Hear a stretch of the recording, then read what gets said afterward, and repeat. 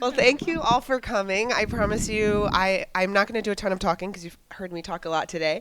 But we are really excited to welcome you all here to our panel around how do we build a pipeline, the next generation, current generation of leaders in the digital inclusion and equity spaces. And I'm so excited to be with two brilliant women who are leading incredible national initiatives to build this talent pipeline. I want to introduce first Leana Mayzlina. Is that how you say it? Perfect. Leana is the senior program manager at NTEN, which is a wonderful sister organization to NDIA. Leana lives here in Portland, and Leana leads the Digital Inclusion Fellowship at NTEN. Leana was also my first friend I ever met in digital inclusion. We were at a very small conference in Arizona in 2015, 16, pre-net. This was before net inclusion, so wonderful to see you always. And Benya Krauss, I see you as the next generation of digital inclusion leaders with the work that you're doing. Benya is one of the co-founders of Lead for America and the director of its newly launched initiative called the American Connection Corps. So very excited to hear more about that. So I'd love to turn it over to Leana. Why don't you start? Would you mind just sharing a little bit about the Digital Inclusion Fellowship at NTEN? Yeah, absolutely. Thank you for that beautiful introduction from my also first digital inclusion friend. I'm really excited to be here to talk about the work that we've been doing. So like Elizabeth said, I'm with NTEN. We're based in Portland, and we are a nonprofit that helps other nonprofits use technology more effectively to do their work and meet their missions. Digital Inclusion Fellowship, which is one of our biggest programs in terms of our digital equity work, we launched it about 7 years ago at this point, and it's focused on helping nonprofit staff all around the country get the skills and build the capacity to do digital inclusion programming. So that might mean building a digital inclusion program from scratch in their nonprofits. It might mean expanding the work they're already doing. It might mean, expanding geographically or into other languages, or innovating and just doing that work better. We also, in addition to the Digital Inclusion Fellowship, have a Digital Equity Professional Certificate that folks can do to, improve their skills in the digital equity field. And we have courses as well, and so that's sort of the focus of our digital equity work. Nice. Benya, yes. Yeah, I've told this to Leana on our Zoom calls, but I've looked a lot to their organization and NDIA for a lot of the inspiration for the launch of our American Connection Corps. But to take a step back from that, I, as mentioned, am one of the co-founders of Lead for America. We are a national nonprofit that supports young leaders in returning and reinvesting back in their hometowns. So it is a personal mission as well as a professional one. I say home is a split between Waseca, Minnesota and Bangkok, Thailand. Does anyone know where Waseca? That's my man. All right, we gotta chat afterwards. That was a prize. That was a question for a prize. So you'll claim your car after. But yeah, so Waseca, we're a rural community, about 10,000 people in southern Minnesota. My family is about 6th-generation farmers there. I went to school out in Boston, and I think, like a lot of emerging college graduates, didn't see a celebrated pathway back into a place that I loved and cared for, and that needed a leadership force that could deal with the complexity and nuance of the challenges that our communities were facing. Not seeing that narrative or pathway back led a group of us to co-found Lead for America. Collectively, our co-founders span across Kansas, Oklahoma, Eastern North Carolina, and Waseca, Minnesota. And our flagship program is this Hometown Fellowship, which brings recent college grads, again, back to their hometowns to serve and tackle critical challenges facing their communities. Since 2018, when we co-founded, we now have 250 fellows across 35 states.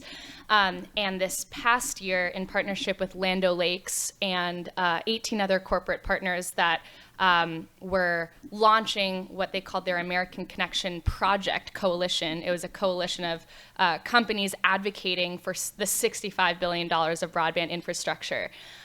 we were talking about how all this national coordination was happening, and like we've been saying this whole conference so far, how can we get that national coordination to also match the local readiness and coordination happening locally? And so I am very excited. I'm going to shout them out and make them stand up. We've got a few of our fellows in our inaugural American Connection Corps. So Aaron, if you want to stand up, serving here in with Morrow County, yes. And then we have Liz Lima, if you want to stand up, serving in Ohio. Yes, and then Grace Klukas right next to her. And last but definitely not least, the person who makes this program happen, Madison Conrad, traveling here from Birmingham, Alabama. She is our senior program manager who is coordinating and supporting all of the fellows in the field. So I'll pause there, but Aaron, Liz, and Grace are part of our national cohort where they are working on both digital inclusion as well as infrastructure and broadband development as well. Thank you, and I hope that the fellows will be willing to share some insight from your experiences, because I think that would just make this experience even better. So thanks to both of you. I was wondering if you could both talk a little bit about what are the critical gaps that you're looking to fill with your programs. And I think it's interesting because NTEN's program is about 7 years old. Yours is much newer. So curious to hear if the kind of reasoning behind these programs has changed, or if you're both coming from a similar place. Okay, go for it. Sure. I think to your point, Elizabeth, there's certainly some overlap, as we noticed in our prep call, and then there's some differences too in how we approach the work and the gaps that we're seeing. Our program was sort of founded on the idea that a lot of nonprofit folks really want to do digital inclusion work, but there's not necessarily a lot of support around that. There's some excellent organizations like NDIA, for example, where there's listservs and resources, but when you're getting started and you're like at that very beginning of how do I do this work, where do I start, who do I even talk to, you might not even know that NDIA is out there, you might not know who in your community is doing this work, if there's any coalitions, how to find the resources, where the curriculum for digital inclusion can be found. So our goal was to identify nonprofit staff that want to be doing this work, that are passionate about this work, that are existing staff in their organization. So this is not, we're not identifying folks and placing them. They are folks who are already working in a nonprofit. And we are giving them support over the course of a year. That looks like mentorship and coaching and project management skills and building a project, courses, all kinds of different leadership development opportunities. We also have several fellows at the conference, one of whom is speaking at the same time. So unfortunately, you're all stuck with me and not with her. But so that was one of the biggest gaps we were looking to fill, that sort of capacity building around digital inclusion in nonprofits. I think in parallel with that, just in general, sort of the professionalization of the sector, I think we all, you know, as evidenced by us being here, want to learn more about digital inclusion and do our work better, but there's not necessarily a clear path for how we become more skilled at our work, other than, you know, attending this awesome conference. And so that's where we started developing courses and the Digital Equity Professional Certificate, so that if you are wanting to get more skilled and you're wanting to build community around this and to connect and to have more expertise, there is a resource that you can go to. And, you know, we are not the only resource, of course. Like, we can help orient to other resources, and that's a lot of what our work is. It's like connecting folks to NDIA or connecting folks to some of the awesome organizations that are here. But those were sort of the biggest gaps that we were seeing and that we wanted to fill. Awesome. Vania, does that sound similar, or what are the differences? Yeah, definitely. And so I think we came into this space right first through our hometown fellowship program. So we were focused in on how do we create these leadership pipelines and actually placing and bringing talent back to places. And so from our founding days, a statistic that really put us or struck us in awe is that 2/3 of college-educated millennials end up in just 50 cities alone. Wow. And as we know, my new friend and I, Wasika does not make that top 50. But knowing that places like Wasika or places like our tribal nations or Redwood County, Minnesota, it's number 87 out of 87 in terms of access to broadband in the state, are facing some of the most complex challenges of how to actually get this infrastructure out there, and yet the bench of leadership is hard to come by, right? So I'll use that example of Redwood County. Brianna Mummy is the economic coordinator there for the county, and she's amazing. And she is the one person in charge of getting and navigating all the infrastructure bill funding to get it to Redwood County. She is also the point person charged with, when CARES Act funding came out, to distribute it to all the businesses in that county. And that county also includes an Indian reservation as well. So you have one person needing to wear 50 billion hats. And if you are from a rural community, you know, like as soon as I moved back, I got asked to sit on like 6 boards, right? And so building the next generation of civic leadership was our initial kind of pull into this space. And as we started talking and interviewing, young leaders who wanted to come back to their hometowns, one of the challenges we heard from them was, I want to go back home, but we're not even connected. So how could I make this happen?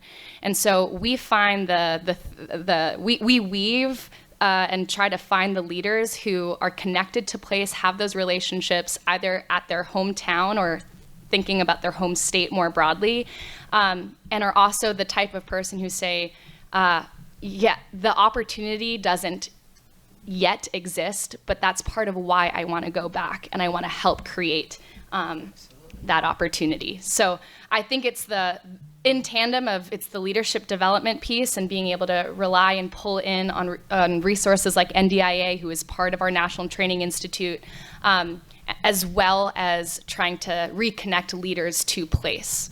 Absolutely. Thank you so much for that. One thing that popped out at me, Leana, you mentioned the importance of mentorship, and that's a component of your work. I run a nonprofit where we connect high schoolers to mentors, and it can be challenging, right, to like train the mentors, ensure that they know how to support the young people or the people in these fellowships.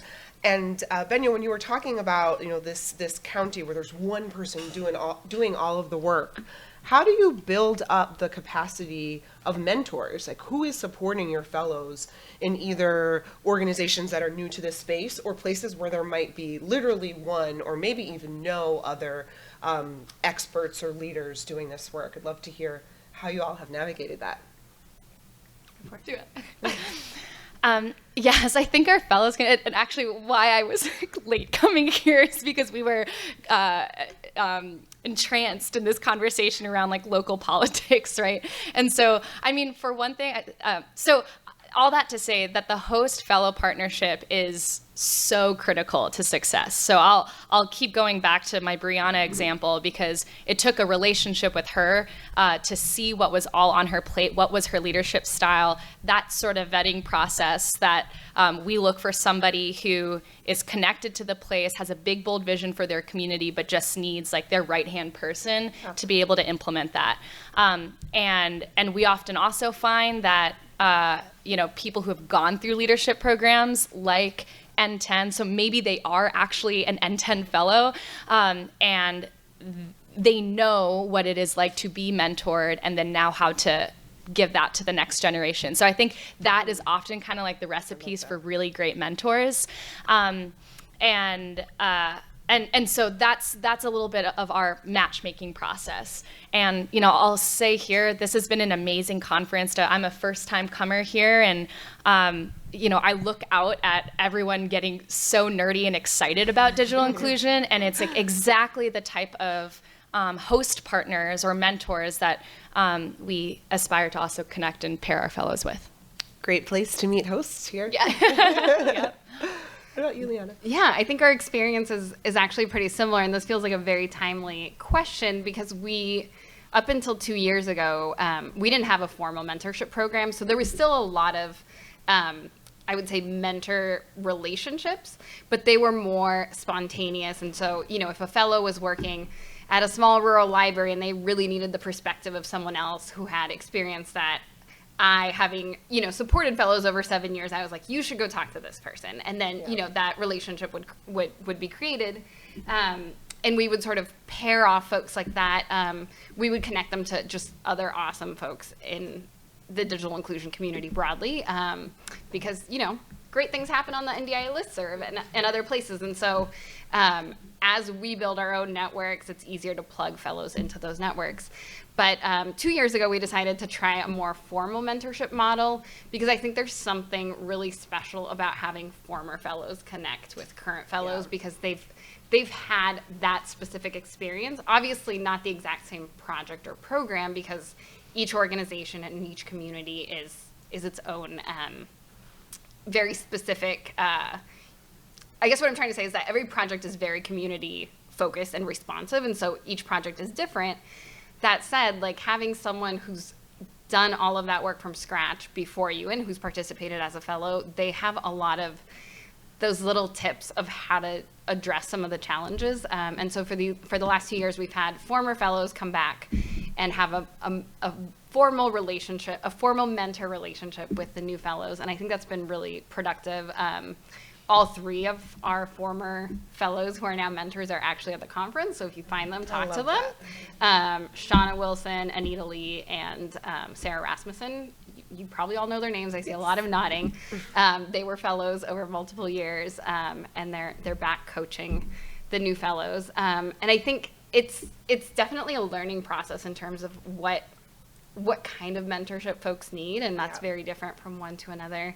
I feel like we started sort of focusing on, like, okay, you're mentoring around access, you're mentoring around training, and it's changed to, like, oh, you're really good at getting buy-in from leadership. Like, that's the conversation. Or you're really excelling at finding curriculum, online resources, like, talk to that mentor. And I think it's been a really exciting opportunity to create those relationships and to see them build. And now, like, I almost started crying multiple times today because the new fellows got to meet their mentors in person. And I was just like, oh my gosh, my heart is melting. This is amazing, which I feel like is like the experience you're having too, seeing your fellows here. Yeah. And if I can just add too, I really want to shout out Madison, who is like pivotal in being able to provide exactly what you said, that personalized mentoring support. So she meets with every fellow once a month, also pairs them to technical mentors. So, for example, we have the Chief Technology Officer of Microsoft or the Chief of Staff to the CEO at Land O'Lakes providing, time every month as well to talk with fellows. One of our other funders, Heartland Ford, is also putting together mini grant programs too for the fellows that they're sponsoring in their states to be able to start implementing. So it's been such a team effort, and the importance of having that one person, aka Madison, who can coordinate that mentorship and technical support to all of our fellows and learn and be part of organizations like this and be kind of that funnel in between is amazing. So thank you, Madison. Thank you, Madison. I love what both of you are saying, because I think sometimes we imagine mentorship is like, okay, you're matched with this person, go forth and be successful. But it really is something that you have to be intentional about and build out and invest resources in. And speaking of resources, I'd love to hear a little bit about how your programs are funded and how are the fellows paid? Who pays them? Leana, I think you said yours is a 1-year program. Is that right? Is yours a 1-year program as well? So, and I know Land O'Lakes is supporting, but would just love to hear a little bit about how the finances work. Sure. So we launched the program, as I mentioned, 7 years ago, and that was in partnership with Google Fiber. And so they sponsored all of the positions for the fellows we had across the U.S. And since then, that model has sort of grown, and we've partnered with a lot of other organizations and funders. We, in this cohort, have fellows sponsored by Google Fiber. We have fellows sponsored by the Cleveland Foundation. We have a fellow sponsored by Digitunity. And so all of those partnerships are sort of place-based and focused on supporting a fellow in a specific location for the course of that year. As we had talked about earlier, the NTEN model originally, to your question about how they're paid, the original model was, I think, more similar to the model Benya is talking about, of like the salary would come from NTEN and the fellows were placed with an organization. And at the end of that year, it was sort of up to the organization to either fundraise to retain that fellow, or the fellow could go on to do other things in other organizations. We've since changed that model, so we're only working with folks who are existing nonprofit staff. To us, that felt like a more sustainable solution, because in a lot of organizations, there just wasn't the ability to fundraise that quickly to retain that person. And so some organizations did do that, and it was amazing, but there were a lot of folks who moved on to other things, and that's not necessarily a bad thing. They still had the expertise, and they maybe brought digital inclusion to a different organization. But it also felt more sustainable for us to support existing staff, because not only does the organization not have to fundraise to retain them, but a challenge with the earlier cohorts was that it sometimes took fellows like 6 months to even understand the internal politics of an organization, and who could single-handedly veto their project, right? Or whose buy-in they needed to make it happen, or who they had to talk to, or who the partners were. And so halfway through the program, they're just getting started. And so by bringing on existing staff, like, we were able to sort of get rid of that piece of it, because they were already obviously familiar with their organizations. They knew who they needed to talk to and collaborate with. And of course, there's challenges with each model. But the current model is that they are, they're existing staff, so they're getting paid by their organizations. And then we provide this additional support on the side that's more around capacity building and professional development and all of that. And the last thing I should mention is that while most of the fellows are sponsored by another organization, we can also help organizations fundraise to find a partner so they can participate in the program and sort of have the organization pay for it. And then the digital equity certificate and courses are sort of paid for directly by the organization or the person. And we often have scholarships for those as well. Got it. Thank you. So yeah, it's really interesting that it is a different model, right? You're working with existing staff, and you are bringing in new talent. So talk to us a little bit about how that works. What are the logistics of that, and how do you pay for it? Yeah.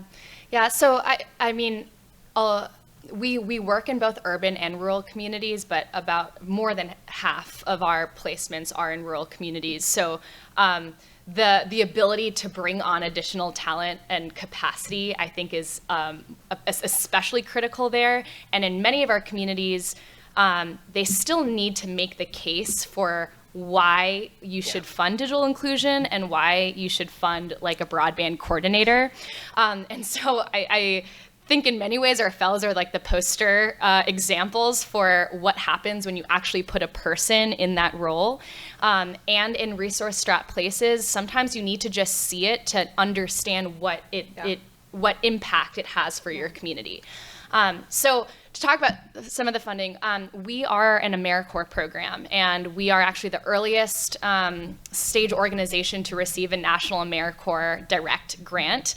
That's amazing. So that, thank you. I want to shout out our fellows, because they were the cohort that went through that whole process of us learning what does it look like to administer that large of a national direct AmeriCorps grant. It is no joke. It really is not. It really is not. And our designation in some ways is also this rural intermediary status. I'm sorry to get all technical here, but it's especially important because national service has not really been a program that rural communities can tap into, because of just all the administrative burden it is to make sure you are grant compliant. But we have hired on senior staff that come from a really rich AmeriCorps background that has helped us to really figure out how we can coordinate and do a lot of that back end. And so then what that means for the communities we work with is that you get an AmeriCorps member. They have education benefits where they don't have to pay their student loans while they serve, federal student loans, then also get an education award. Also, if you've heard of VISTA, we are different from VISTA because it's a national direct grant, which the good thing of that is that we actually can pay fellows more than what the base minimum rate is. And we're continuing to work with philanthropy to try to bring that up as to whatever the max level is. And if you're, again, an AmeriCorps nerd, you know that there's actually a lot of legislation pending right now with that Build Back Better proposal to increase the living stipend of fellows. So we actually have a VP of Government Relations who comes from the State Service Commission world that is also advocating for that stipend to also be increased. So anyway, so I give you all the technical background of AmeriCorps because there's actually so much that can be done with national service. And so our 50 fellows was funded through a mix of federal AmeriCorps funds, which allows us to put them on payroll, doesn't, and again, helps the administrative burden of particularly rural counties or communities not have to do all the payroll system and figure that out. We then also supplement that with private philanthropy. So again, our corporate partners were really helpful in being able to facilitate that, and I think also show very quickly, here's what the program looks like. And now as we are looking towards expanding our American Connection Corps program, working with state service commissions as well as broadband offices to say how can we pair funding together to expand this core. I'll give a shout out to Minnesota again, where our governor's task force on broadband just published their recommendation, and they put as a proposal to allocate some of the state dollars coming from the Broadband Infrastructure Act to fund the next cohort in Minnesota. Awesome. That's amazing. It's a lot of pairing. That's amazing. Yeah. Yeah. One of the things that struck me as you both were talking about the differences between your programs is if one program is about bringing new talent in, another one is building existing talent, what does that mean in terms of your vision or your metric for success? Like what is the ultimate impact that you're seeing your work is making? Benya, why don't you start? Well, so I mean, it's so easy because we have some amazing examples right here. I hope I can say that with employment. Can I talk about that yet? Okay. Yeah. Okay. Well, so I mentioned earlier, I'm going to do it and hope this does not get posted anywhere. Ask for forgiveness. Yeah, I'll ask for forgiveness. But earlier I said that sometimes you just need to see when you put time and attention in a person to something that it can become institutionalized, right? So Liz and Grace, I think, are great examples of that, where their host organizations have actually now started seeing how can we hire them on, which is really exciting. I hope I'm allowed to say that, so I'll ask for forgiveness later. So that's one piece that I want to lift up. Aaron also received $150,000 of a grant to. He's focused on broadband infrastructure development, but I think through a lot of the trainings here has been able to see how digital equity is interwoven with infrastructure. So even though he's at the beginning stages of infrastructure development, that grant is to start fusing in digital equity measures to help think about the rollout of infrastructure is already interwoven with digital equity work. So I think just seeing that is really exciting. Absolutely. And in many places, we have a fellow in rural Nebraska that just connected 2 major counties in eastern Nebraska to fiber internet because of the mapping work he did. So. And that's our first 6 months. So I think really kudos to the fellows. Amazing. And I love that. It's right. It's the professional development of the fellows, but you're really changing the landscape, the capacity of the places where you are, which is so incredible. Leana, talk to me about such a hard act to follow. I know, so much amazing work happening, but I feel like it's important to remember that we're all working for the same goal, right? Yeah, so absolutely. That's such a hard question for me to answer because I think one of the things that I love about our program is that success is not measured one way. It completely depends on the community and the organization and the program and what their unique goals are. So we do have fellows set goals around, things like how many individuals they serve and things like that, but really each project is completely different and focused on whatever their community needs. So it's really hard to say, generally speaking, what success looks like. But I think I sort of think of it in 2 different buckets. that I think have a lot of overlap, so maybe more of a Venn diagram. But one is the organizations that they're in. Like, what does it look like to build that capacity long term? That might look like, having the organization recognize that digital inclusion should be a part of their work and incorporate it into their strategic plan, which is something that happened for the first time in the first cohort with the National Public Library. Cool. They saw the fellow do the work, much like with your fellows. They had to see it to believe it, and they were like, this is the work we need to be doing. It's now in our strategic plan. And that felt like such a huge win, because it's such a long-term commitment to building capacity around that. But then there's, sticking with the library theme, 2 years ago we had a fellow, I don't know, are there any Oregonians in the room? Yes. Oh. So y'all might be familiar with Josephine County, like very rural for the most part. One of our fellows was working at a library that literally did not even have an indoor bathroom. There was a porta potty outside, but it was tiny. And there was no, getting hotspots was impossible because there was no service anywhere.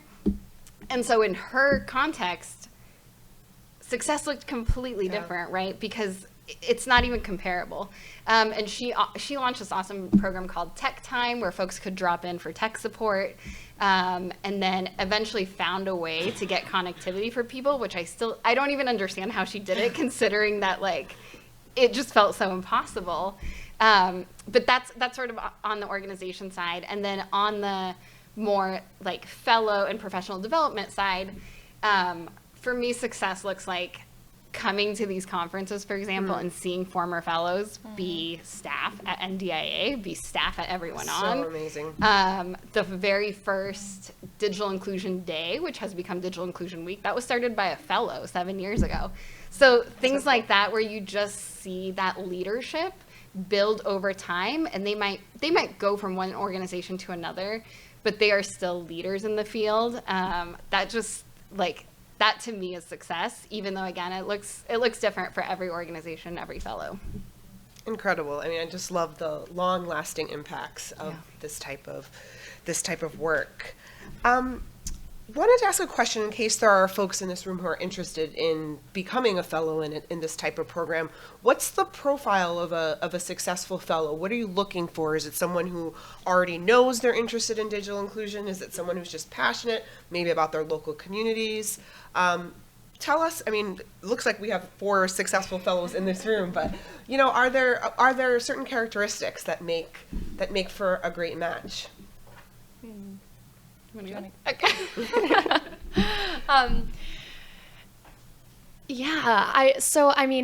I think we had some fellows apply saying, yes, this is awesome, I really want to do broadband. And then others say, I really care about this place. Yeah. And then I think in the interview process, it's us saying, here's what you can do on broadband, please come, Yeah. And so it's been a huge learning curve that is also outstanding to see how quickly they pick up the technical training, but I think most fundamentally, and we were just talking about this in the break, of how important relationships are and earning the trust of people. So I think most fundamentally, the qualities that we look for is somebody who can quickly build that trust and be able to scan and pull together pieces and connect the dots between partnerships that seem unlikely at first. So our profile for, Lead for America Fellows has been kind of the emerging leaders. We've, I think, also been really excited as we look at what the next stage of American Connection Corps is as well, that there are people across the full age range and spectrum that bring either technical wisdom of having experienced this, or the energy of wanting to come back home.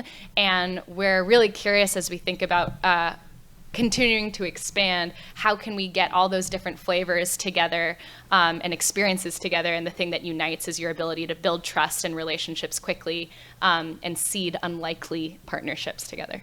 How do you scan for that? How do you determine, through an interview process, that someone would have that ability? I'm also asking because I would like to know how to do that in my organization. Yeah, gosh. How do you hire for it?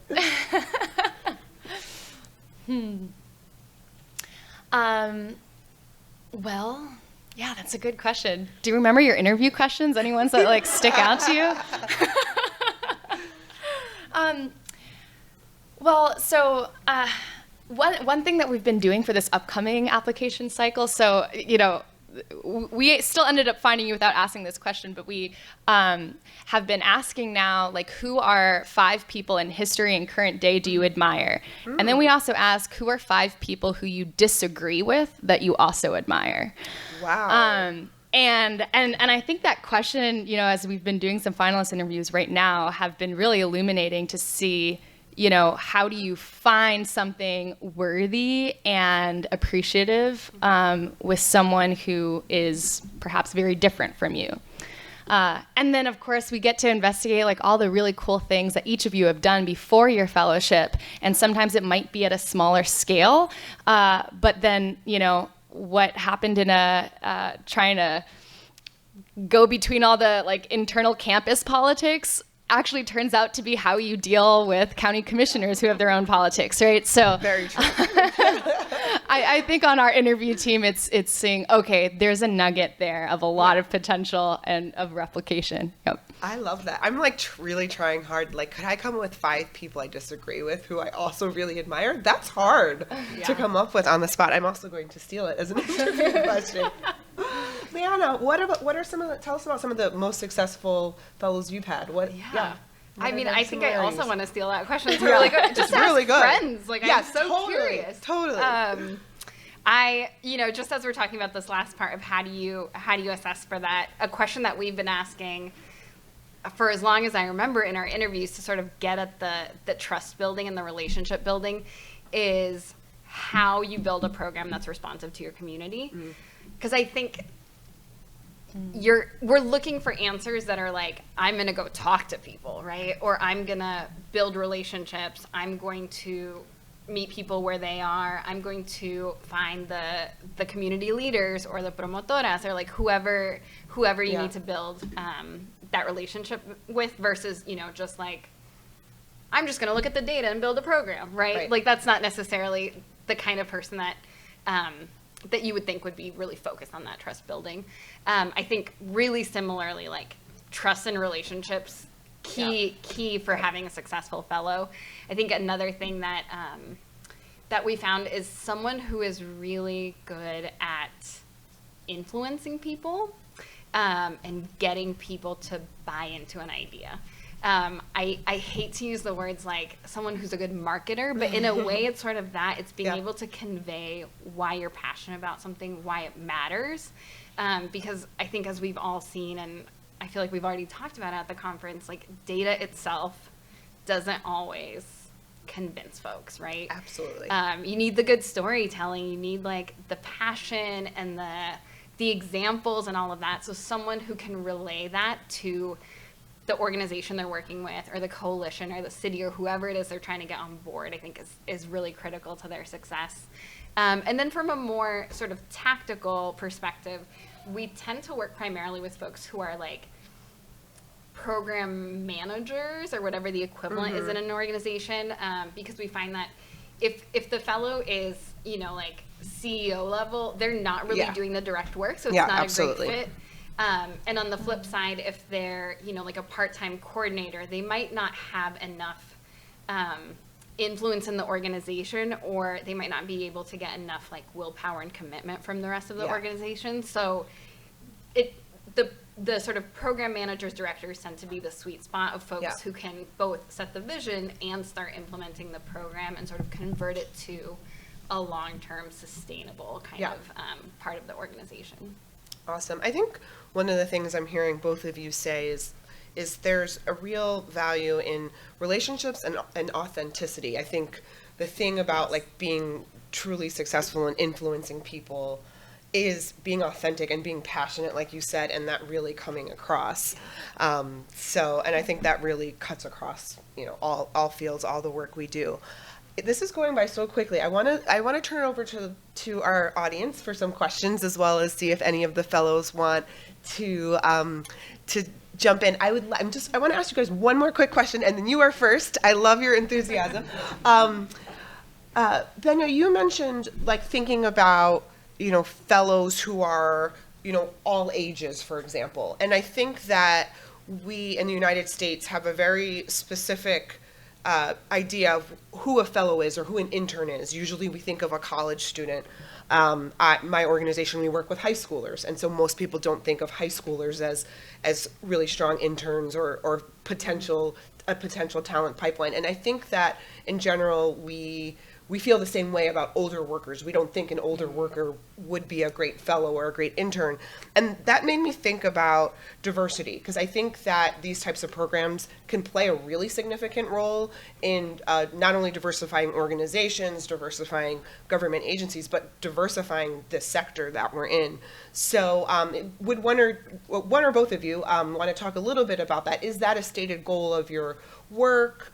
How do you think about that, and how do you think about measuring the impact on DEI of your programs in the sector?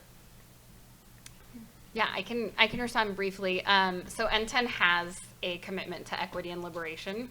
You can check it out on our website. It goes into a lot of detail about the lens that we put all of our programs through. So this is not exclusive to the fellowship or to the professional certificates or any of that, but it is a huge part of our work, and it is how we do our work. Fundamentally, there's a few ways that we address it in the fellowship. One thing that's really important to us is that folks who are applying to be fellows and who are selected as fellows are from the communities they are working with. They are not someone who, has never been in this community, doesn't know the language, doesn't know the culture, and is just like dropped in and trying to sort of impose whatever their vision is. So being from the community that you are looking to serve is a critical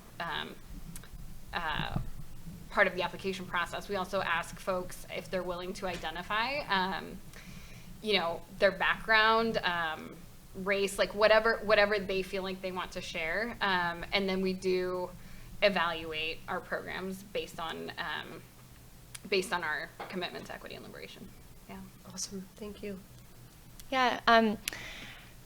I'll give a shout out to Erin, who's on our fellow leadership council. So we have an internal council made up of fellows from a very diverse span of both geography, ethnicity, race, ideology, income background, all of that, to help inform what is the type of community we must create internally to be I should say a beacon or a practice, a place where we can practice, make mistakes, learn from them in trust, and have that container so that when we go and build relationships in community, that there's also a place where we can come and be wrong and own our mistakes and actually model what that looks like with each other, so we can do it elsewhere too in our communities. So that's maybe one piece of that I'll share now. I love that. Thank you. All right, questions.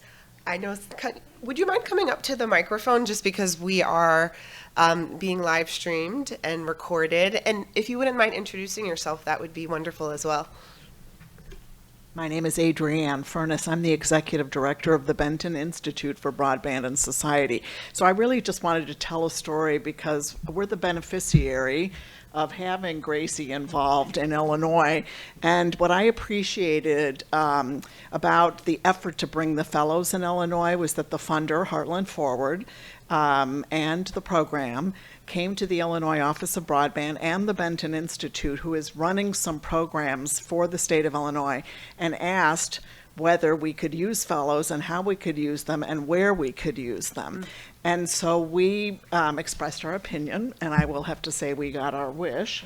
But what I want to tell two quick stories. One of the things that I loved is that by getting our input ahead of time and fitting the fellows into the programs that existed already in the state, the fellows can work with each other amplifying beyond their community. So for instance, Grace she's in Peoria, just worked with Nathan, who is with Cook County with PCs for People, to do a distribution event through the Peoria Public Library with 60 computers. Do I have this right, Grace? Okay.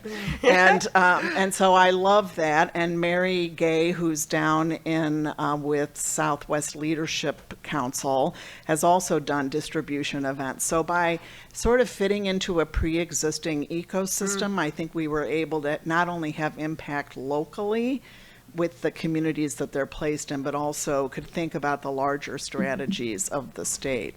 And then I just want to brag on Grace a little bit. Yes.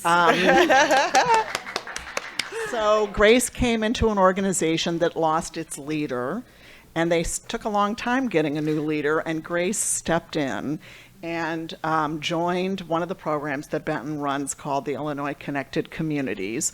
And I would say she has shown such enormous wisdom for her young age. I can say that as a 66-year-old. And not only just helped keep that program running, but she just applied for 2 grants for 2 other counties in her region, and she will be a part of the new program we're running called Accelerate. So I just want to say that how cool it is and how fast she got up to speed, and just thank her so much for being a part of the Illinois. I love this. Thank you so much, Adrienne. That was amazing. I loved it. We didn't It was even plan perfect. for It was that. perfect.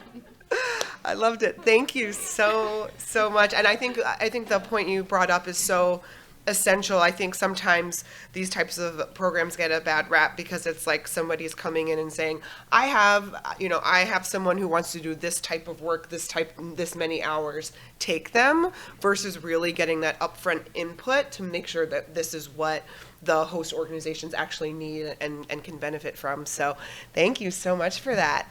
Come on up. Hi. Hi.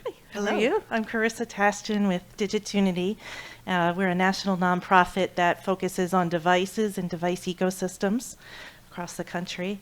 And we have the beautiful benefit of sponsoring an NTEN fellow this year in San Diego.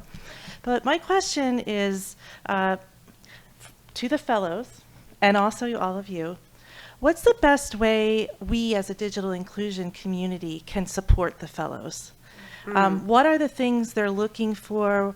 I remember being an early stage professional, and I still do today, think of, gosh, I wish I could ask this question of, the professional world or the digital inclusion world. And I'd just like to hear, maybe it's not even your own question, but one you've heard from a colleague or a fellow that could kind of give us a little window into how to welcome and support fellows. Such a great question. Fellows, I know you've been put on the spot. I know, my job's easy. I defer, yeah.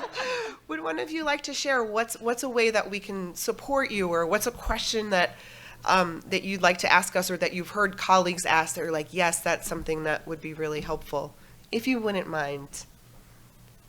I can jump in if they want to think about it. Okay. I think I saw a hand. Okay. I saw a hand. Yeah, awesome. Yes, if you wouldn't mind, just so that people who are not in the room can hear your question or your input. Absolutely. Hi, thank you for the moment. So I think something that was very valuable that I learned is that you don't have to be a broadband expert to be very influential in broadband. Absolutely. My background is in public health and data analysis, and I've been able to utilize those skills, honestly, to talk at a panel tomorrow, right? So awesome. So it's been really just knowing that broadband is another indicator of poverty, that it's very interwoven to the world we live in, and it's not just internet. It's so much more than that, and you don't need people who are even like I'll be honest, I was not initially interested in internet, right? I've grown up with it. I know Facebook's annoying, and that was kind of my extent of like the internet, right? And I've really grown attached to the work because it's so interwoven with everything else. Absolutely. So I think that's the takeaway that I could offer to another fellow or someone who is interested in a program like this. Like, you just have to be justice oriented. Yes. I think. Oh my God. Yeah. So. Yes. Thank you so much for that. I always say that. I'm like, no, I mean, this is a relatively new field, right? Like, most of us, I mean, we're not going to college and studying broadband access, but we've all come to this space. And so I just love the way you articulated it.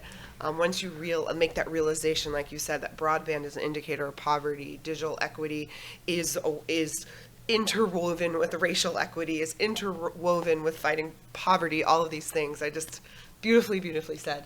Can I add a little bit to that? Please. We actually just had this conversation. There was a panel that we were on for another organization last week with a few of the fellows, and a similar question was asked. And one of them brought up a really good point that I think all of us have probably heard, but like sometimes need to be reminded of, which is that the terminology we use is not very accessible. Yes. We all here know what digital inclusion means, hopefully. I don't know. We know what digital literacy means. We know what we mean when we talk about broadband. But for someone who hasn't been a part of this club, it can still feel very exclusive. Definitely. And I think to the point that one of your fellows just made, that sort of keeps it from getting integrated into all of the other work we're doing. And so if we can talk about these concepts as, you know, like, let's say you are working in healthcare, if we can talk about it as, do you know how to connect to your patient portal? Right.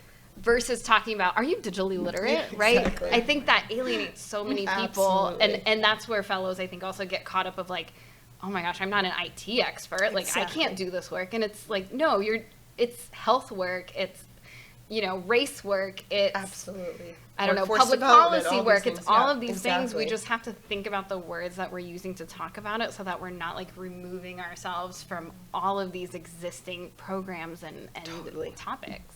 Totally. Ah, so well said. Did you have anything to add, or any of the other fellows want to share?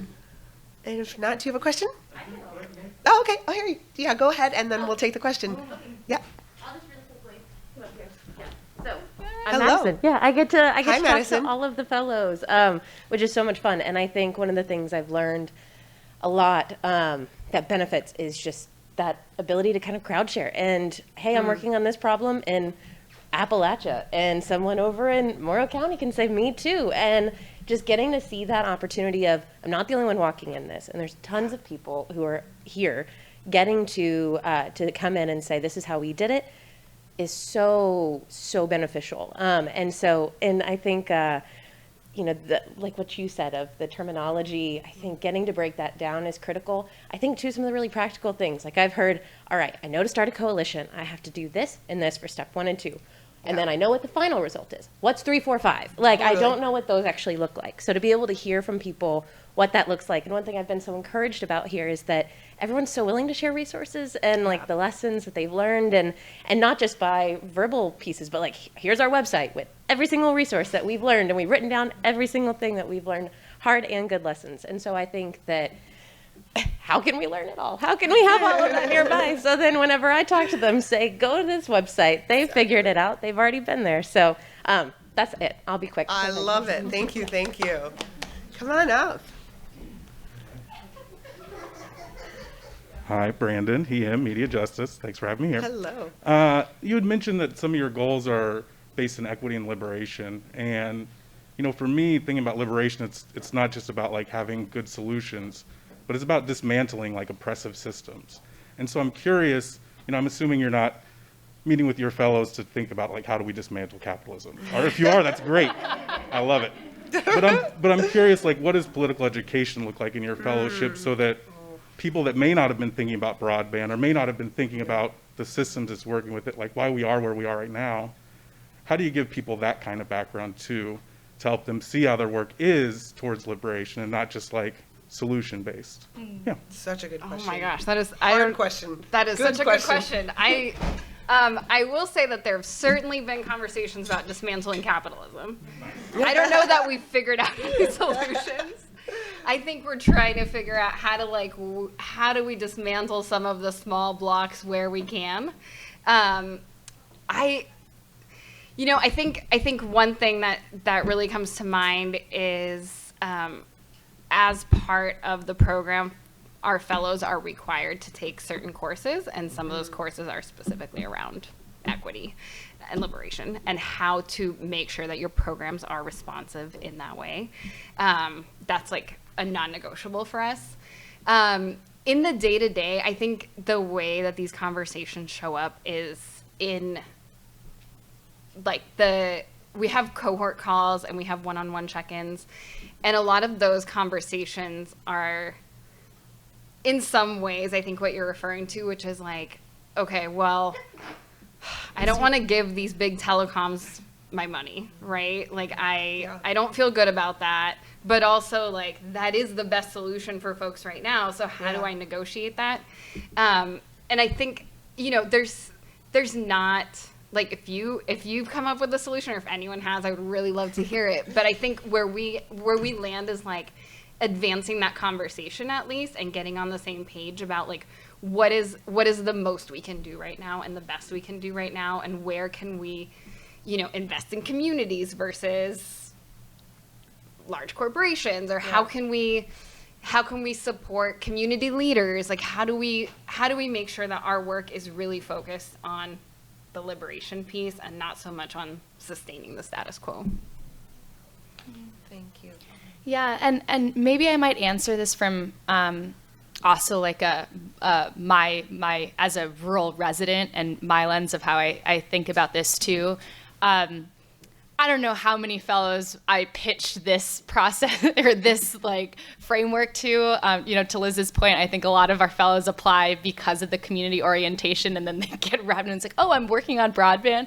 But I mean, my pitch to that piece, when I think about Waseca County, we have this moment right now where there is the largest infrastructure spending bill coming to communities, and I think when you understand the history of rural America and also I think it shares both ways that rural communities have been marginalized in the formation of these federal funding policies, the extraction industry, the ways that big monopolies can come and shut down a lot of our locally owned businesses and then extract wealth from it. I think being a student to history allows us to bring particular realities into larger conversations around systems, right? And what our motto, you could say at Lead for America in our logo, is this phrase of start where you live. I think oftentimes we are very caught up in the national narratives of ideology and painting, all problems with a big brush of like, this is the root problem of everything. But I think when we can be students of our place, like our local histories tell us so much about what is happening nationally and internationally. And we make time in our training, both for the broadband technicality things, right? Yeah. But also how to be students of your place and what can your place tell you. And, for example, I was just in Ortonville, Minnesota, which is in Big Stone County, right on the South Dakota-Minnesota border. And this is a place that was rich with cooperative history. And when they looked at what is the solution for their digital connectivity, they have a cooperative that has built fiber to the home to any farmhouse in that county that wants it, and it's delivered by a cooperative. And get this was wild. This is, I think, liberation, where co-op members pay about, at the end of the year, it might be like $1,200 that they put forward for getting fiber broadband to the house. As co-ops, they then get co-op members, they get a dividend. And last year, this co-op paid out $1,800.